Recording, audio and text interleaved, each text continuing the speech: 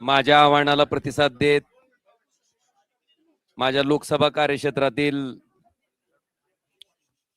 सगळी जीवाभावाची माणसं आज या ठिकाणी उपस्थित होती। जवळपास 4:15 पासनं आता 8 वाजत आलेत।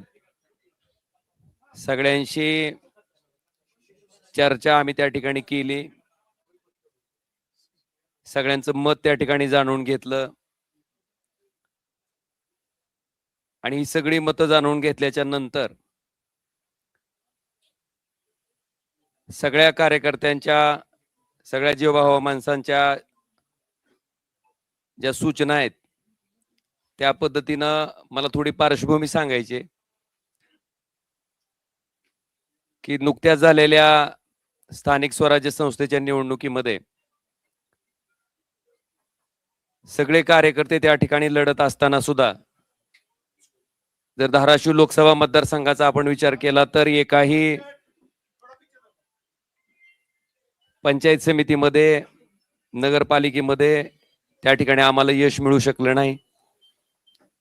अनेक सामान्य कार्यकर्ते, अतिशय चांगल्या पद्धतीने काम करणारे कार्यकर्ते सुद्धा ह्या निवडणुकीत अतिशय वाईट पद्धतीने त्या ठिकाणी पराभूत झाले। मी असेन, आमचे सगळे सहकारी असतील, आम्ही 24 तास मधला 24 तास वेळ सामान्य माणसासाठी, सामान्य लोकांसाठी, त्याच्या समस्येसाठी द्यायचं काम आम्ही प्रामाणिकपणे केलंय आणि याचे साक्षीदार सगळे सर्वसामान्य माणसं आहेत। आपल्या सगळ्याच्या माहितीसाठी आमचा कार्यकर्ता, आम्ही कधी कामात कमी पडलोच नाही, लोकांच्या समस्या सोडवण्यातही आम्ही कधी कमी पडलो नाहीत।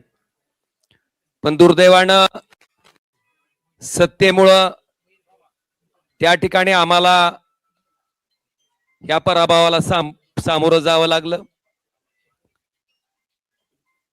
मला आपल्याला अतिशय प्रामाणिकपणे सांगायचंय की सामान्य माणसाच्या कामासाठी खरं तर इथं आम्ही लोकप्रतिनिधी म्हणून बसलेलो आहेत। सामान्य माणसाच्या अक्षरशः ट्रान्सफॉर्मरला सुद्धा त्या ठिकाणी अडचणी येत होत्या।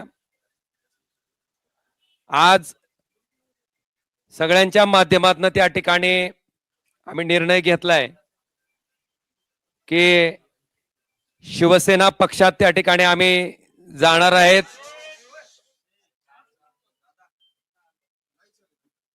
श्री एकनाथ शिंदे साहेबांच्या नेतृत्वाखाली आम्ही त्या ठिकाणी काम करणार आहेत। याच्या पाठीमागची पार्श्वभूमी